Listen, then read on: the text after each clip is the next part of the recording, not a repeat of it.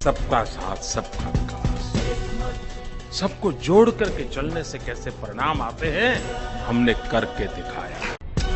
हाल ही में कोंडलीसा rice L के आडवाणी जी से मिली थी। आप यूएस का वीजा मांगते नहीं, उनकी तरफ से क्लेरिफिकेशन आ जाता है कि हमने नरेंद्र मोदी को वीजा नहीं देंगे या देंगे तो देखेंगे, हमारे यहाँ फिर से प्रोसेस होगा। क्या वाकई में आप यूएस जाने का सोच रहे हैं? और आपको आडवाणी जी का जो इंटरवेंशन था कोंडलीसा राइस के साथ कि एक चुने हुए जनप्रतिनिधि को, जो आप अपने आप को बड़ी डेमोक्रेसी कहती है अमेरिका, वीजा नहीं दे रहे, ये गलत है? देखिए, आडवाणी जी ने जो मुद्दा उठाया था वो वीजा देना या न देना वो नहीं था। आडवाणी जी का मुद्दा ये है कि भाई वीजा कोई आदमी मांगता नहीं है, फिर भी आप बयानबाजी बन करके अपने यहां लोकल पॉलिटिक्स में उपयोग क्यों कर रहे हो।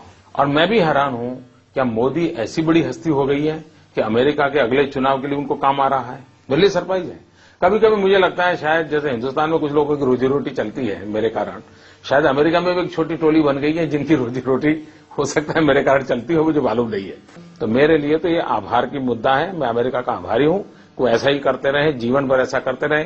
लेकिन मैंने 2005 में कहा था कि अमेरिका ने मेरे साथ क्या किया उससे साथ मुझे कोई लेना देना नहीं, लेकिन मैं ऐसा हिंदुस्तान देखना चाहता हूं कि पूरी अमेरिका मेरे हिंदुस्तान के वीजा लेने के लिए कतार लगा खड़ी रह जाए, ऐसा हिंदुस्तान में देखना चाहता हूं। चलिए आगे उसके बारे में बात करेंगे। क्या वाकई ऐसा हिंदुस्तान आज के राजनीतिक माहौल में संभव है? और ये तभी संभव हो सकता है नरेंद्र भाई जब आप प्राइम मिनिस्टर बने, एक स्टेट के नेता के रूप में अगर आप ये करना चाहें तो गुजरात के लिए तो लाइन वैसे ही लगी रहती है।